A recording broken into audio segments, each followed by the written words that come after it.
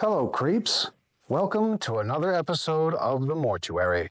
I am your host, Morbid Tuna, and this is where we talk about horror films and related geekery. Today, I've got some more figurines to show you. Yeah! And instead of my usual two, I'm going to give you a little bit of a bonus with a third figurine. This one I've decided to show you because of another YouTuber who I discovered fairly recently, this guy. And he mentioned that he'd like to have a look at this particular figurine, which I mentioned in a comment on one of his videos. So, that one will be for you, bud. For those of you who follow my Instagram page, you will know which two figurines I'm going to be showing you today.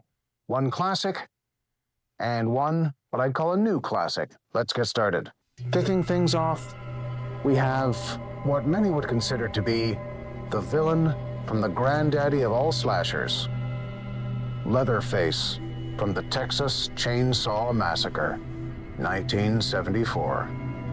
There's the box. I'll show you some cool still shots of it in a little bit.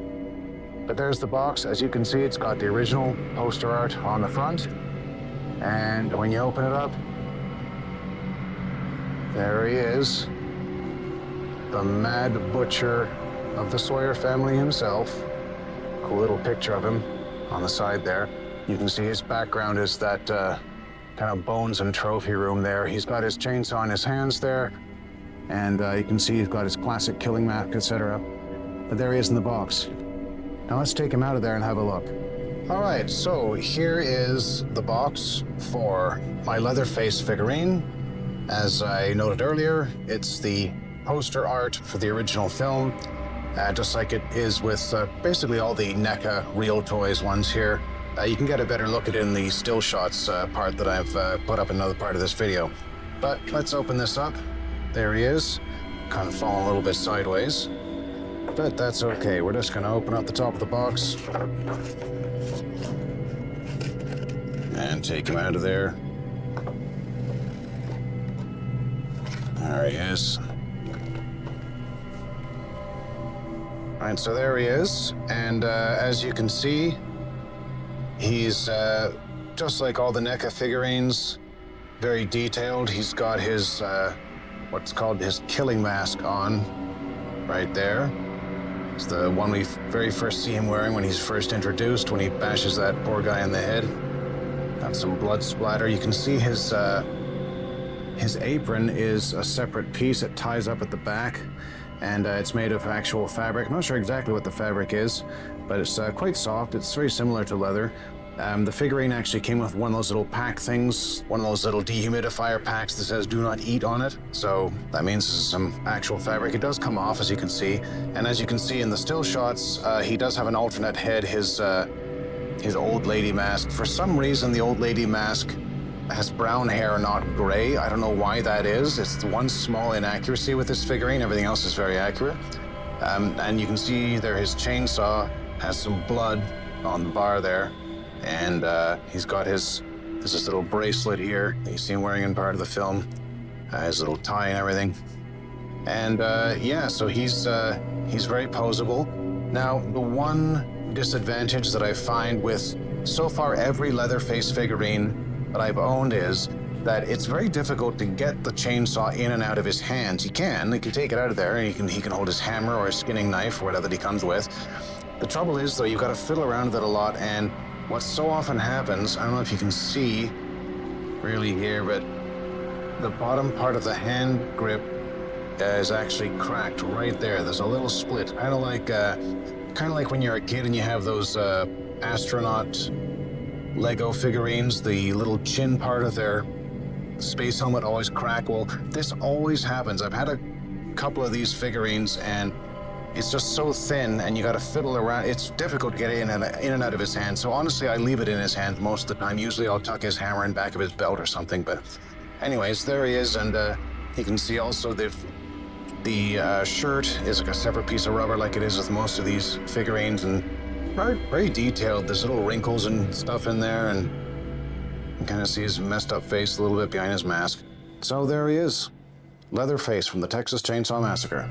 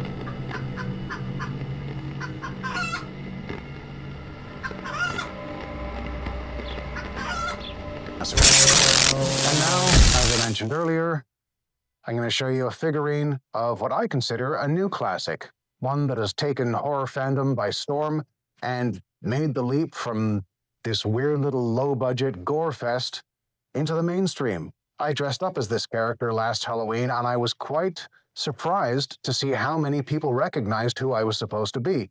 When I did this costume here, Part 2 Jason, nobody knew who I was supposed to be. They all thought it was creepy, but they didn't get it. But this one they understood. And here it is, without further ado, Art the Clown, as he appears in the original Terrifier. And as always, I'll have some cool still shots to show you in a little bit, but just to show you the box here, opens up, and there is the killer clown himself. You can see he's got his garbage bag in his hand there that he keeps all his weapons and little nasty tricks in, and there's a cool picture of him right there. So anyways, there he is. Let's open this guy up and have a look. Right, so here's Art the Clown in the box he comes in. Once again, his appearance is based on the original Terrifier film, not the short, relax there nerds, not the short, the 87 some odd minute Terrifier 1, if you want to call it that. And as usual, cover is based on the poster art. Art. You open it up, and there he is, lurking in there with his bag full of goodies that we looked at before. He's got a bit of a background of just, can't really see it there because of the reflective surface of the plastic, but he's got a bit of a background behind him and a cool picture of him there. Let's take him out of here.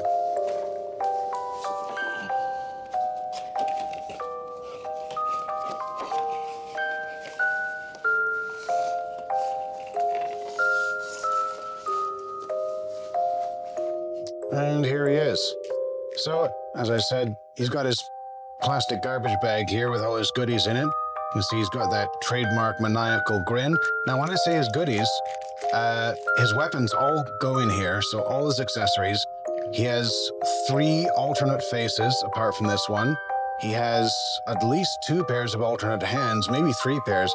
He came with so many accessories that on the box, you'll notice, normally it'll itemize all the accessories, but here it just says arsenal of weapons and accessories, an arsenal. He's got tons of stuff that he comes with. And like all NECA figurines, excellent likeness to the actor David Howard Thornton in full costume. His collar is actually a separate piece. His clown suit, as you can see, if you can see it that well, there's an actual body frame underneath. This is a separate piece of rubber, again adding that extra layer of realism. And he's got his little cut-off finger gloves there, and his bag full of weapons. And as you see in the still shots, he does have a lot of them, and there's a lot of poses you can put him in. He's nicely articulated, knees and ankles, elbows, wrists, etc. And one little cool advantage also of this figurine, even though he does have holes in his feet, like almost all of them do, except the Bride of Frankenstein for some reason, but the little holes you can put plastic stands in to expand his range of poses. But the cool thing is also, because he's got these great big clown shoes, and he's really quite thin, the shoes add some more stability as well. So it's actually quite easy to pose him without needing extra stand, unless you want to do something really extravagant with him. But anyways, there he is, Art the Clown from Terrifier.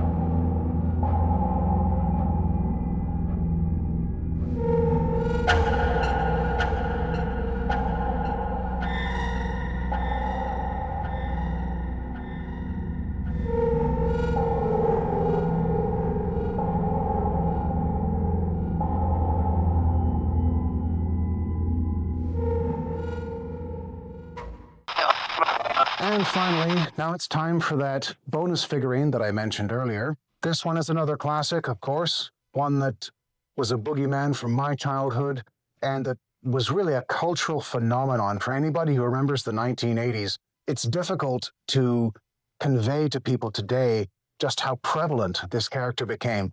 And if I'm being honest, in my horror nerd opinion, his mainstream popularity diminished him a bit. He became kind of a goofy cartoon version of himself. But originally, at least in the first two installments of his film franchise, this guy was absolutely terrifying. You probably know who I'm talking about by now, so without further ado, here he is. Freddy Krueger, as he appears in A Nightmare on Elm Street 2, Freddy's Revenge. And you can see, first of all, that he's freaking giant. This is an 18-inch figurine. My wife got me this guy. When she ordered him, she didn't realize that he wasn't the standard 8-inch character. So when this giant thing showed up, for the same price, by the way, once again, another one of NECA's absolute treasures, she was shocked. I was shocked to open it because, holy crap, this thing is awesome. As you can see, the front of the box is designed to look like the front of the infamous 1428 Elm Street. You can see Freddy peeking at you through the door there. And when you open it up, there he is, as he appears in the film with his super realistic burn scar makeup. And he's got his hat there, his stripy sweater that's got the stripes on the sleeves. The stripes on the sleeves became his standard thing. Originally, though, he had just plain red sleeves, but Part 2 introduced the stripy sleeve, which I think is a good thing, and there's his blade glove there. And now we're going to take him out of the box and have a look at this guy. And my final figurine for this video, my bonus one that I mentioned, as I showed you earlier, Freddy Krueger from A Nightmare on Elm Street 2, Freddy's Revenge. There you can see him looking out the window there. I can't even fit the whole box in the shot, it's so humongous. But you open it up, and there he is, lurking in the dark there. Let's take him out of there.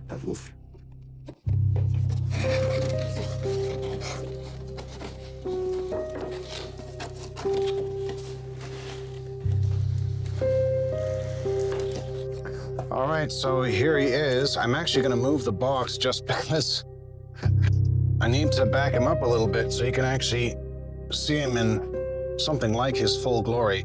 You can see, like, for the proportions, how humongous that he is. We'll compare him to Art.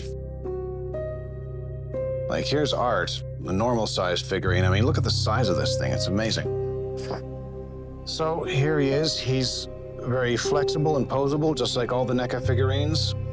And he's got his bladed glove, as it appears in the film. His hat, of course, is removable. Ta-da! And this particular head, you can see his brain is partly exposed there from that nightmare scene where he rips off part of his own head to show off his brain. His alternate head is in the still shots, of course, as well as his alternate hand. His alternate hand is, in case you didn't notice, the hand that has the blades coming straight out of the fingers, as they do in that one nightmare sequence when he climbs out of that kid and kills the other one. I have to be very careful with him, though, because tragically, poor Freddy here was standing on top of my display case and he fell all the way down, fell about, I don't know, 6.5 feet, and this leg actually snapped off right at the hip joint, so I had to super glue it back on so that joint doesn't move anymore, but the other one does. His knees and his ankles do to an extent.